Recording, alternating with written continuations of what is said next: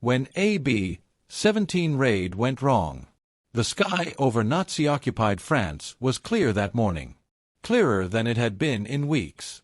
Perfect weather for flying, perfect weather for dying. Lieutenant Jack Rayner, pilot of the B-17 bomber Liberty Bell, tightened his grip on the yoke. At 26, Jack had flown over 20 missions, each one feeling like his last. His crew trusted him with their lives, and he bore that weight silently.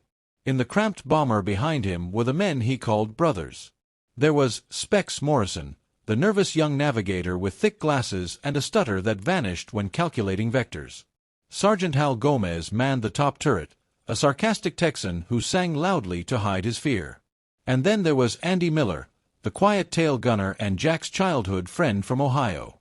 The mission was supposed to be routine: hit a munitions factory near Rouen and return. Intelligence said resistance would be light. But in war, certainty was an illusion. As they neared the target, flak erupted around them like volcanic ash, tearing through blue sky and steel resolve. The formation tightened.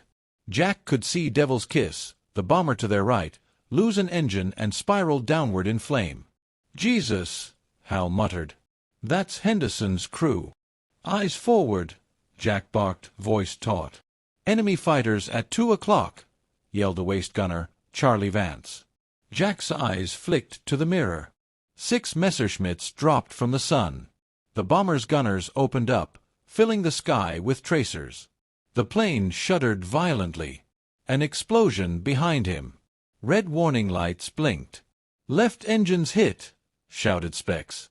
"We're leaking fuel."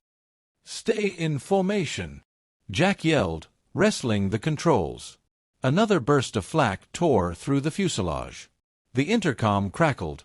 Andy's voice was faint. "Jack, I'm hit. Can't see."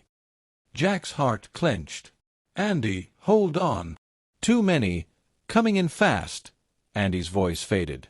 Another hit. Closer this time. Jack's vision swam. Rudder controls gone.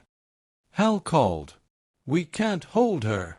"Bail out," Specs asked, panicked. Jack's knuckles whitened on the controls. "Negative. We're going down, but we're doing it together." The Liberty Bell veered hard, losing altitude fast. Fire licked through the cabin. Jack forced her down, heart pounding, praying for a field, a road, anything. They slammed into a wheat field in northern France, metal screaming, wings shearing off. Then, silence. Jack woke in a haze of smoke and blood. His ears rang. The air reeked of oil and scorched fabric. He crawled out through the broken nose, lungs burning. "Roll call," he shouted. One by one, the crew emerged. Specs limped, face smeared with ash. Hal clutched a wounded arm. Charlie had a deep gash on his forehead. Andy didn't come. Jack found him in the tail. Slumped. Still. His best friend, gone. For a moment, he couldn't breathe. "We need to move," Specs said quietly. "Germans'll be here any second." Jack nodded, wiping his face. "Into the woods." They ran, dragging supplies and pain. Behind them, the Liberty Bell burned, a funeral pyre for Andy. By nightfall, they were lost in a dense forest. The moon glinted through skeletal branches. Somewhere to the south was the resistance, maybe. Jack had one contact, Lucien. Just a name, passed through intelligence channels. They found shelter in an old hunting shack.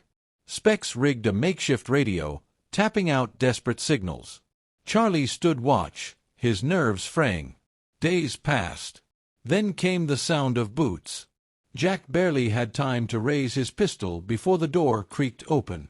A young French woman stepped in, her hands raised.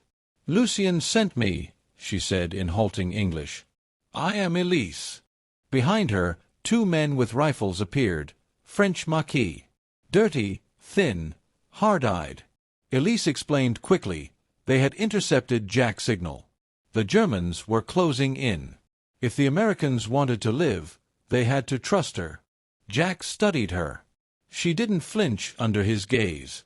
In her eyes, he saw the same weariness, the same fire. "Lead the way," he said. The next 3 days were a blur of movement, through forests, across rivers, through ruins of villages burned to the ground. Elise was a phantom in the dark, navigating like she'd been born to it. Her presence steadied Jack more than he admitted. They reached a resistant safe-house, an old vineyard, and radioed London. Extraction was set for 2 nights hence. But the Germans had intercepted something. Patrols tripled. Elise's men reported tanks. Then Specs burst in one night, face pale. "They're coming. A full column. We've been sold out." Jack turned to Elise, who looked stunned. "I swear I told no one." "Then who?"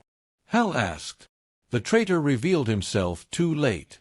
One of the Maquis men pulled a pistol on Jack. "No one moves." Elise screamed.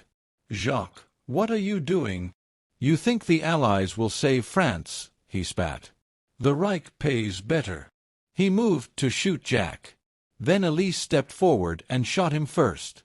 The firefight that night was chaos. The vineyard erupted in gunfire. Jack and his crew fought side by side with the Maquis. Specs was hit. Hal dragged him to cover. Charlie manned a captured MG and cut down a German squad. Elise took a bullet in the side but kept fighting. Then Jack heard it, the roar of twin engines. A British Lysander flew low over the field. "We've got one shot," Jack shouted. They ran through bullets and smoke. Elise stumbled. Jack caught her, hoisted her over his shoulder. The crew piled into the waiting plane, bullets pinging off the fuselage. Jack was last. As the plane lifted off, he saw the burning vineyard vanish beneath them. Back in England, Jack stood beside a hospital bed. Elise lay there, pale but alive. "You saved us," he said. She smiled faintly. "You would have done the same." Outside, the war raged on. But for now they had survived. Jack would return to fly again, to fight again. But he'd never forget the mission that went wrong, and the woman who made it right. And sometimes, when the wind was just right, he swore he could still hear the Liberty Bell, soaring through the skies of France one last time.